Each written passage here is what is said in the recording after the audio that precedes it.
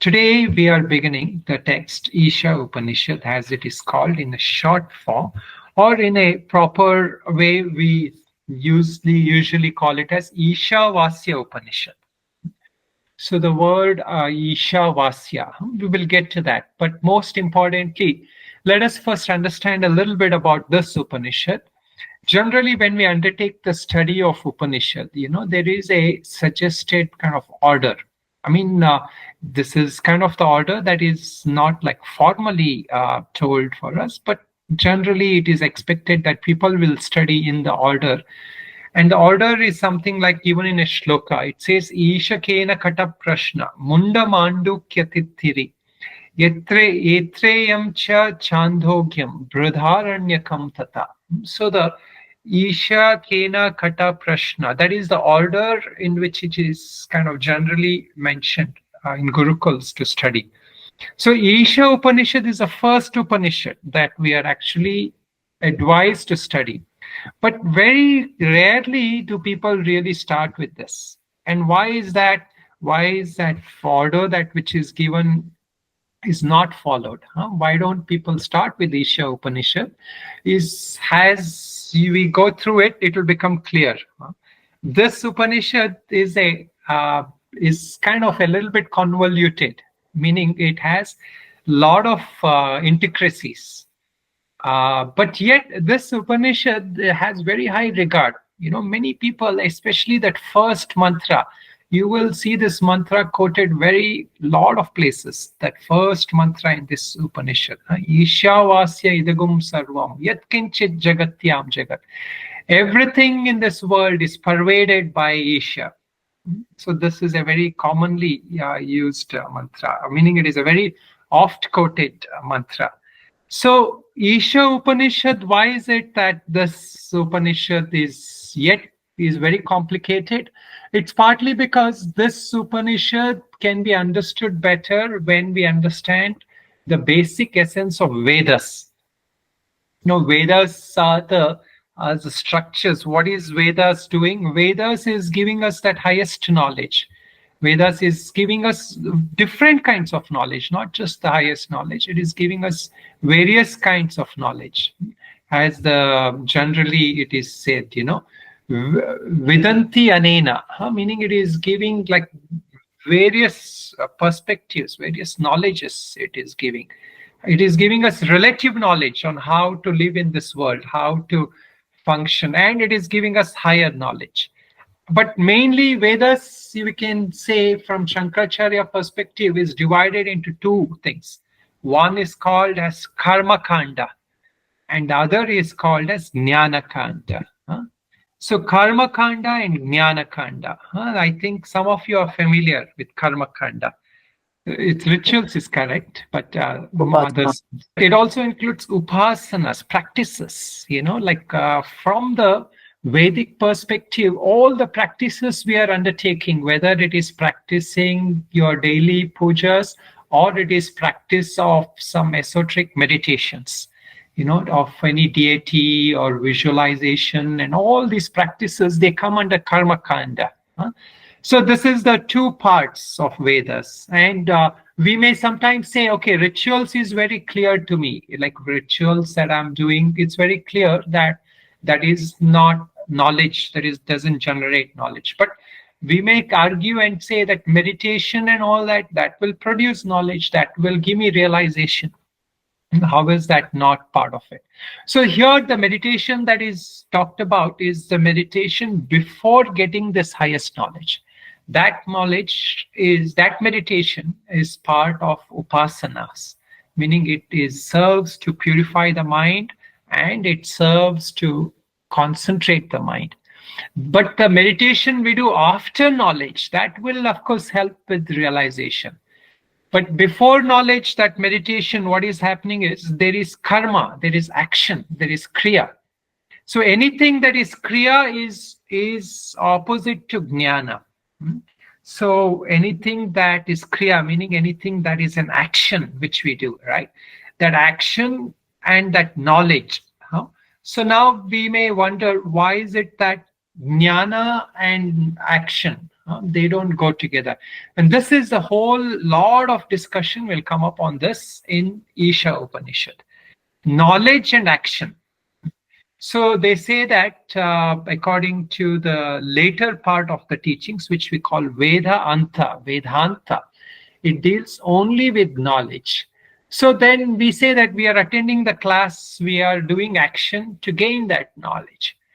But that knowledge that is coming is not through your actual actions, it is not generated, meaning like you're listening to it, and that knowledge occurs, that realization occurs. So action can be undone, knowledge cannot be undone. So like you can actually do something today, you can build a house and you can destruct that house, So that meditation and all is like that. So you may meditate and you might get some siddhis, and that siddhi will stay for 100 years. Siddhi meaning power, You may do a lot of meditation and that will give you certain powers, and that powers will stay for 100 years because that action has generated that result. And that after 100 years, slowly that will go down if you don't keep doing, right? So that is how, just like a house, if you don't keep maintaining, it will start eroding, right? So that is the whole karma kanda, all of the karma portion of Vedas. All comes under that. Jnana, once you realize that, once you get that realization, once you get that wisdom, you cannot undo it. How, like for example, if I show you this pen, and I tell you this is a pen, this knowledge has come to you. Now, next time I show you that pen, you don't need to do anything, right? That knowledge there doesn't need another action. And understanding this fundamental difference between action and knowledge, this is the whole part of Vedanta, and thanks to Shankaracharya, we now have that clear understanding. And in the Isha Upanishad, Shankaracharya kind of says very clearly that Isha Upanishad is not part of Karma Kanda. So some argument is there, because some people say Isha Upanishad looks very much like the ritual part, because it is talking a lot about God. It is talking a lot about how to, do action, and what is knowledge, what is what is ignorance. So all that, it looks like it is part of Karma Kanda. But Shankaracharya says no. This Upanishad he chose as one of the 10 Upanishads on which he wrote commentary. And so this belongs to Jnana Kanda, meaning this belongs to the knowledge portion. Okay. So now just a couple of other points on Isha Upanishad. It forms part of Shukla Yajurveda. Shukla Yajurveda. Yajurveda is one of the Vedas. What are the other 3 Vedas? Anybody remembers? So there are 4 Vedas. Rig, Yajur, Sama, Atharva. So the Yajurveda is the first portion of the Yajurveda, which is called Shukla Yajurveda. Shukla Yajurveda has 2 texts, 2 Upanishads, which is very famous, which Shankaracharya has commented on. One of them is the Isha Upanishad, Ishavasya Upanishad, which is the shortest Upanishad. And interestingly, the other Upanishad is the longest Upanishad, which is Brihadaranyaka Upanishad. So these 2 Upanishads form part of the Yajurveda, Shukla Yajurveda. And they both have that Shanti Patha, which we did at the end, which is the Shanti Patha. This is generally considered a very esoteric and profound Shanti Mantra, and usually we use it at the end of the class. But in this classes, we will be using it at the beginning as well, because this is the Shanti Mantra, Shanti Patha. So what is the Shanti Patha? Shanti Patha has different purposes. One is that Shanti Patha, which very clearly has invocation. Like some Shanti Pathas are there. Om Bhadram Karne Vishrunayama Deva Bhadram Pashe. There we are saying, may I be well, may my hands and feet be well, may my eyes be well. Why? Because I want to study, I want to do sadhana. So that is that Shantipata. The other kinds of Shantipata are invocations. We invoke to certain deities or some blessings. So there we ask the blessings of Brihaspati, Brahma, Indra, and all that. Then comes what Vastu Nirdeshika, meaning that which asserts the highest reality, the supreme reality. So the Shanti Mantra in this Upanishad, which we will chant at the beginning of every class, is an assertion of the highest reality. The highest reality is mentioned in this Shanti Mantra. So we will go a little bit into that Shanti Mantra because that is very important to understand before we go into the things, into the class. Now the class, the mantra here, where did this name Isha come from? Isha Upanishad, Ishavasya Upanishad comes. It comes from the first word itself. Sometimes some texts, they will have name of the author, or some texts which will have name of the theme. So here, that first word is both the theme and the first word. The name of the Upanishad is the first word and also the theme of the whole Upanishad. What is this word? This word is called as Isha. Now, Isha, lot of connotations are there. One common and most oft used reference we see of Isha is that Ishvara. Ishvara is that supreme deity, supreme Lord. But Isha is also used for a lot of things. When we say, Parameshwara, or lot of words ends with Isha, so it is like the Lord, Yogeshwara. This is the name of Lord Shiva because he's the king of yogis. So all these words ends with Isha. So what is Isha? So here, in a very simple way, Shankaracharya gives us the different perspectives of that. So Isha, that word, we say it is God or the supreme being. But what is the nature of this supreme being? The supreme being is explained in different ways in different texts. So some people say that supreme being is a creator. That highest, the one who creates this universe, he is a supreme being. Some people say that creator is that, there is no such thing as creator, such as there is darshana called as Nayayika. They say that there is a intelligent atoms, that the whole world everywhere. And from that atom, everything has come. So that power that is created by that atoms. Then in Buddhism and all that, it is that nature, which is a part of Sankhya philosophy, Prakriti, So that nature is the one which controls everything. Nature is is the supreme controller. So all these perspectives are there, and then when you come to the devotional paths in India also and in other paths, the devotional path say that there is a supreme God and we are all a part of that God. We are all a small part we belong to that God, but we are just a minute part, and there is that supreme Lord, and we have to surrender ourselves to the supreme being, So now, what is the word Isha here? So just that part, I will read that Bhashya from Shankaracharya, and I will also read that English portion simultaneously. So he says, Isha, Ishta, Iti, Tena, Isha. So Shankaracharya here is trying to give us that explanation. What is this word Isha? So he says that it comes from the Sanskrit word called it. So the Sanskrit, the words have a root word. From that root word, a lot of words are derived. So here, that derivation of that word comes from Isha. And what is it? He says the one who lords over it. the one who lords over, meaning the one who is the king, who is that Swami, who is that controller. Then he says, Ishata Parameshwara Paramatma Sarvasya. He is the supreme ruler.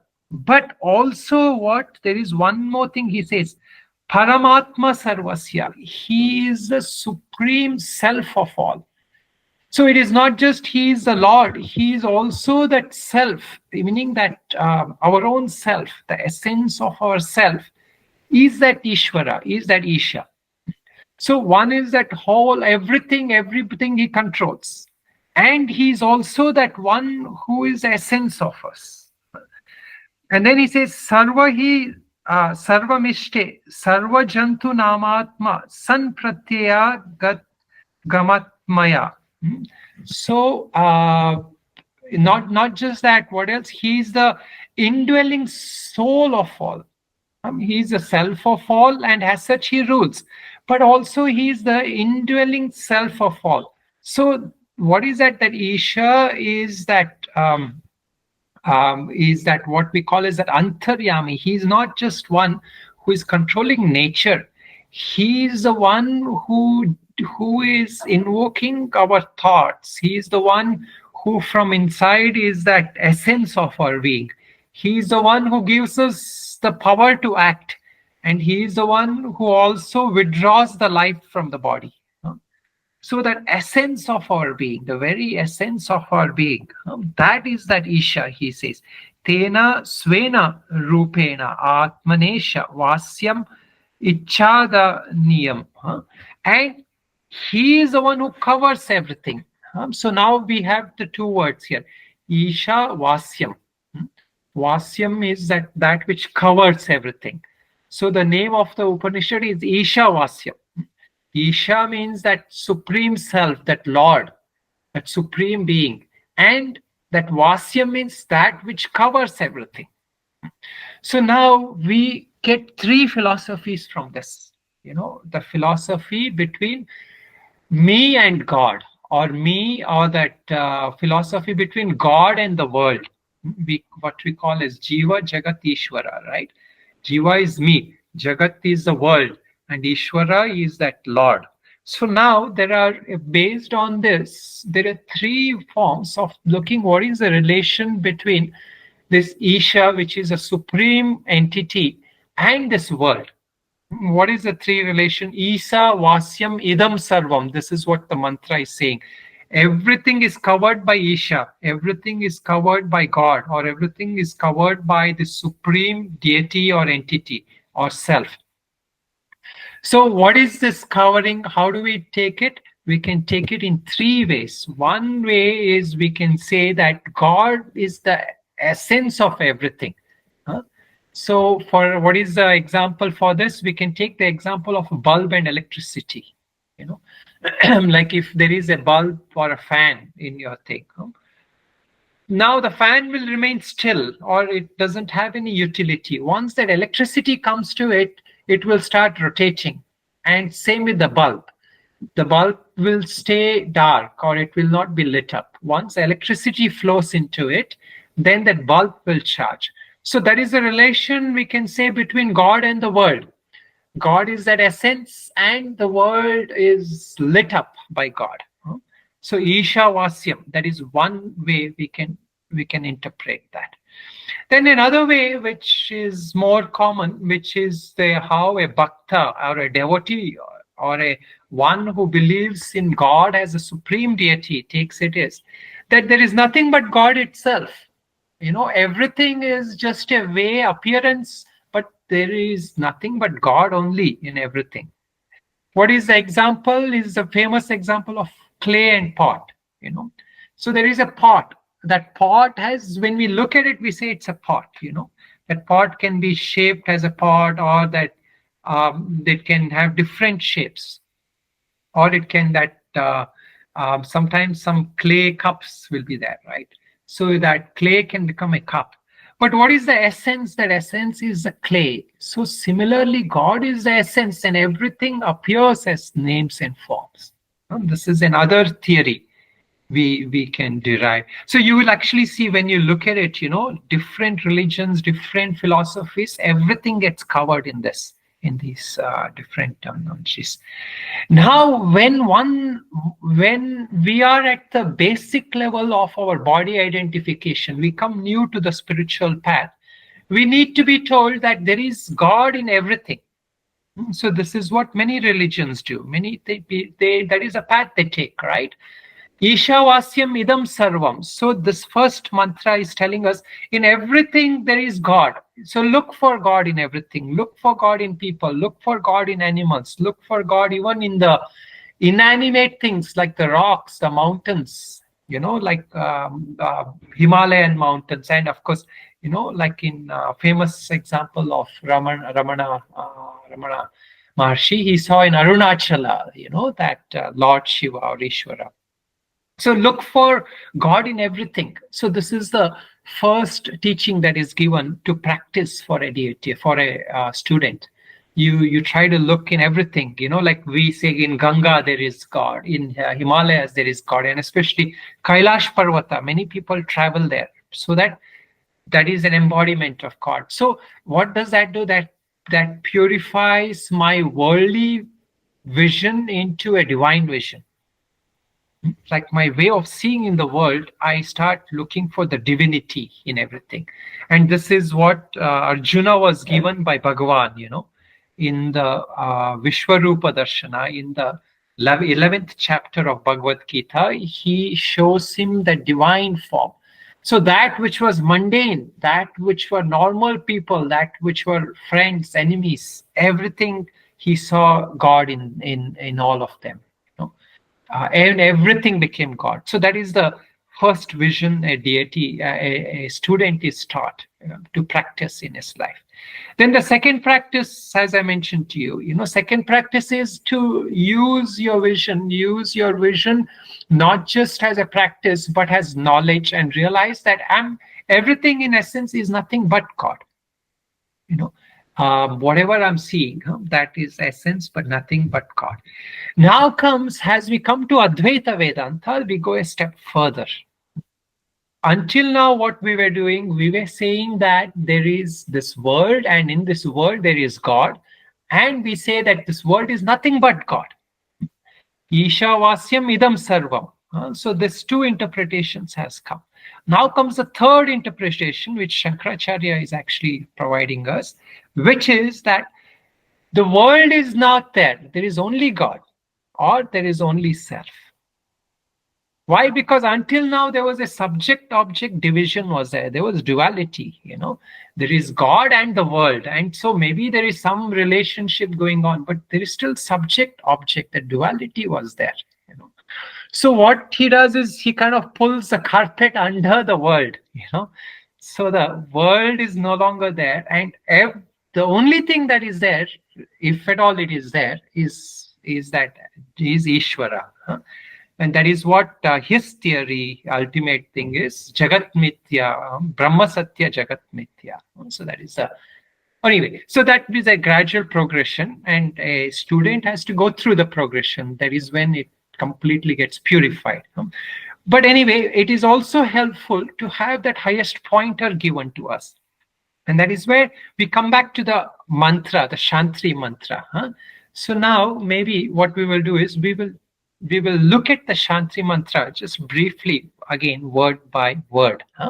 So the Shanti Mantra is very important to also understand this first word, what we are studying, Ishavasyam.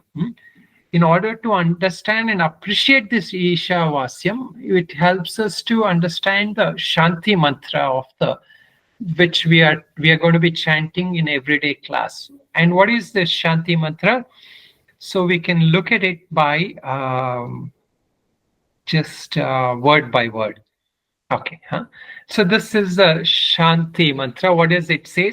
Om Purnamada Purnamidam Purnat Purnamudachyate. The first line we will see. Okay. What is that? Om is that Om stands for, as I mentioned to you, Om is the essence of everything. In Mandukya Upanishad, Om Ityeta Didagum Sarvam. This is Om is everything. Om is symbolic of that supreme Brahman. Om is also symbolic of that conditioned God, Ishvara, whom we are talking about. So the creator, the cause of everything, the one from whom everything originates, and in whom everything abides, and in whom everything dissolves. That is also Om. So Om has different connotations, that supreme transcendental reality and that immanent reality. Both is symbolized by that Om. So now that the month here, it starts with Om. Now the next word is Purna. What is Purna?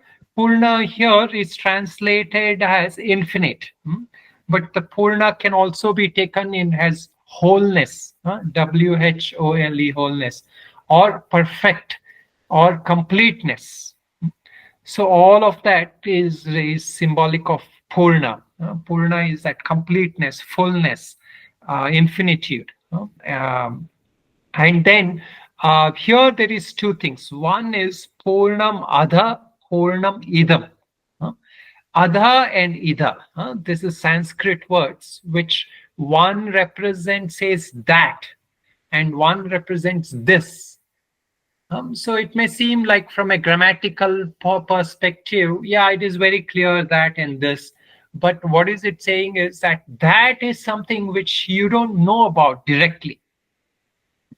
That means something that we have gained knowledge about, but we haven't experienced.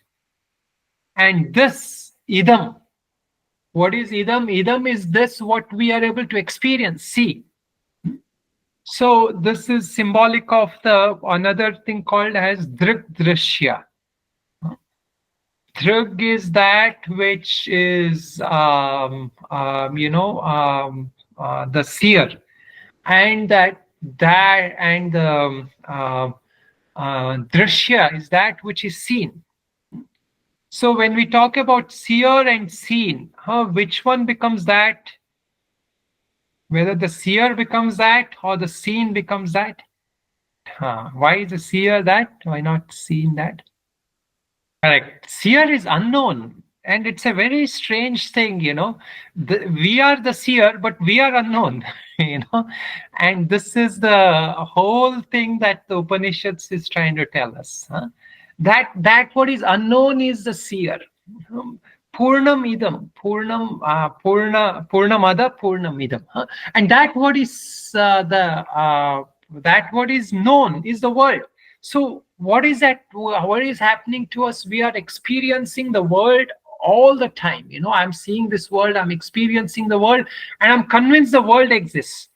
And when you say that I exist, I take that I as the body exists, but I as that seer, that seer is still remains unknown until we come to we come on the path of spirituality. We realize that seer is also known.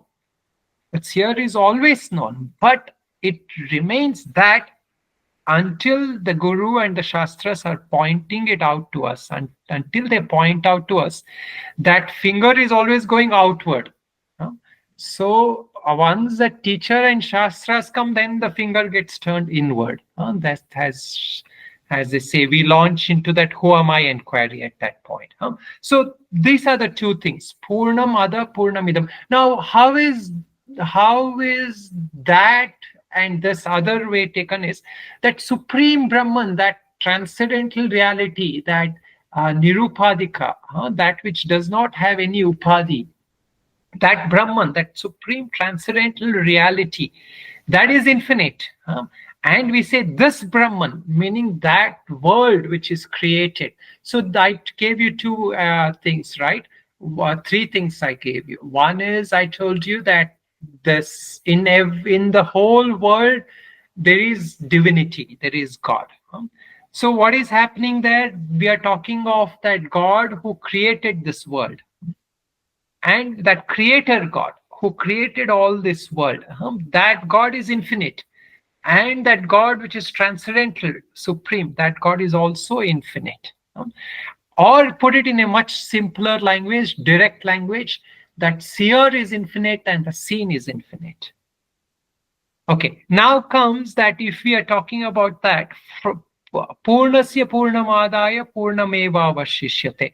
If you take out that fullness from that fullness, fullness only will remain, he is saying. So that is not our normal mathematical equation, right? Like if I have 100 and then if I take out 10 from that 100, then what will happen? I'm left only with 90. How is it that 100 will remain here?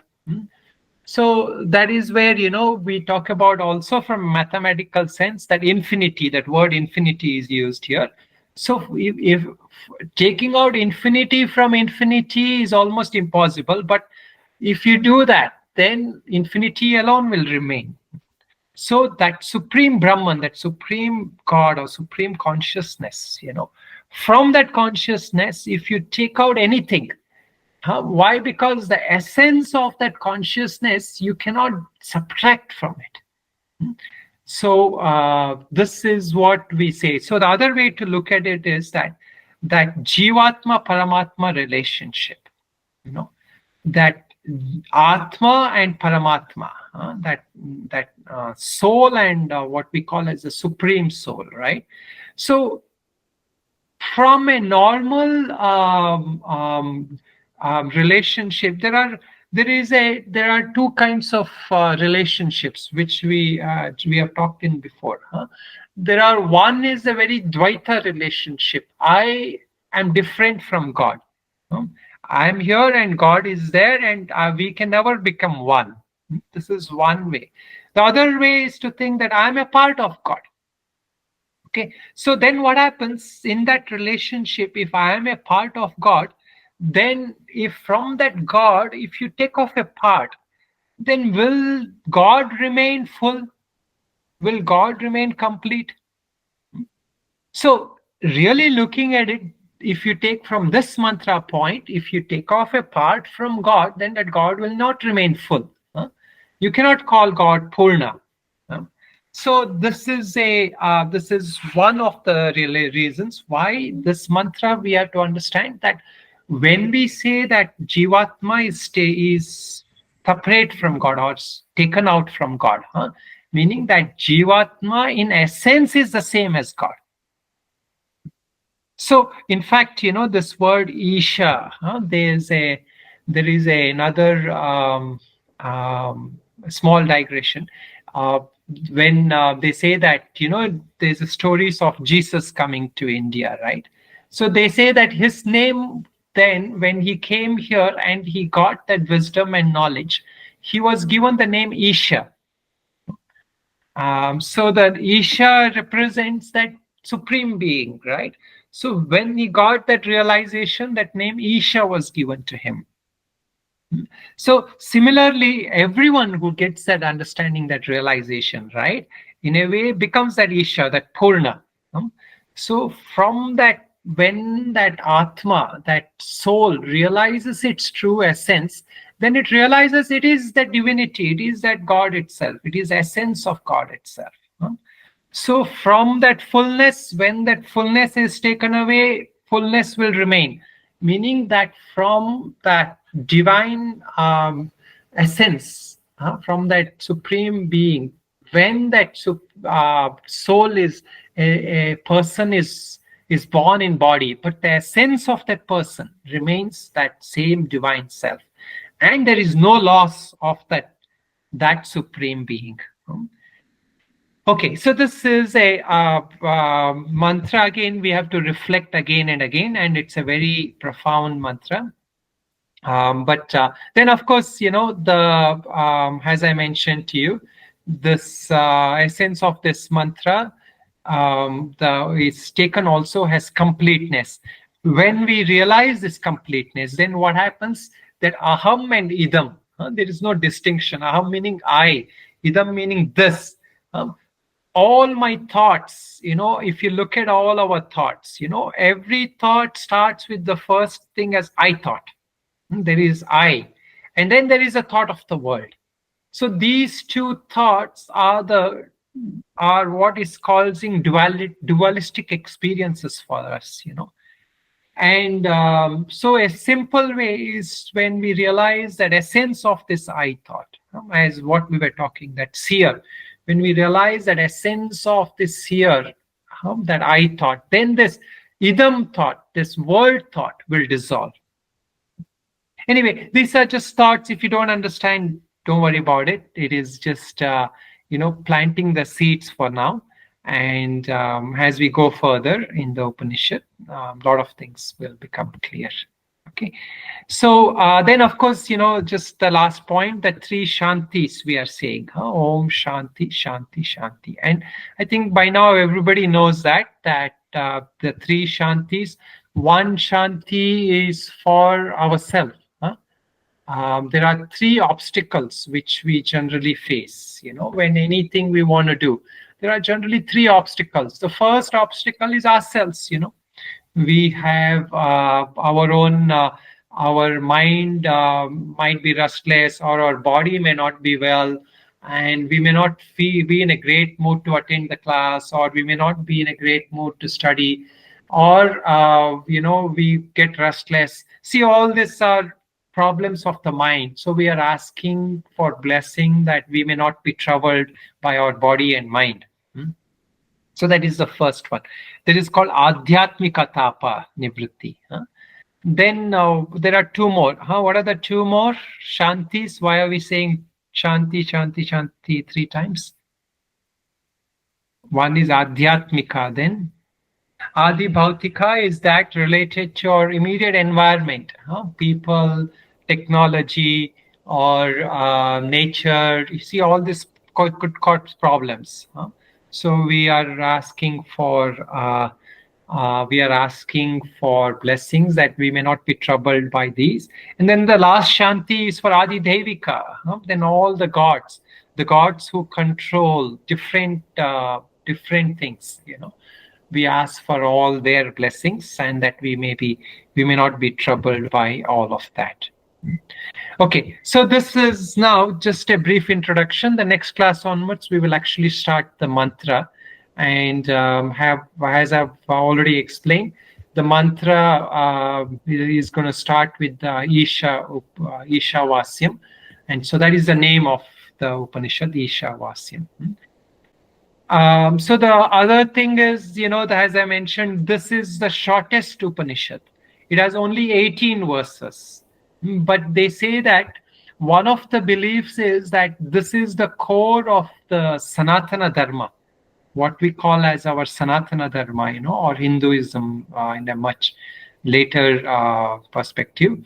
They say this is the core of that Sanatana Dharma. This Upanishad covers the essence of Sanatana Dharma. And also some people also say that the 18 shlokas, if you really understand this 18 shlokas well, then each, they represent the 18 chapters of Bhagavad Gita. So this is 18 shlokas, and they have 18 chapters of Bhagavad Gita.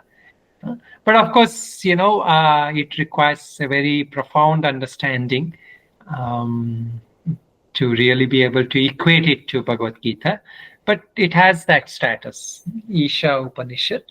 And what else? So this much I think is good for introduction for today. And next class onwards, we will take the actual shlokas. I was a little reluctant to start this Upanishad in the beginning, partly because it requires us to understand different aspects of Vedic context, the Karma Kanda context of Vedas, and the Jnana Kanda, the knowledge aspect. But yet it is if we make a little effort, it is rather somewhat very penetrating. The teachings in this is very penetrating, meaning it makes a lot of impact in our life if we are really able to understand and absorb that. So as much as possible, anybody, even if you don't get it all, they say, as you keep listening, these things will get deeper and deeper. So whatever you are able to understand, it's good. it will leave an impression and it will make a subtle difference even in our worldly life. Okay, huh? Namaste.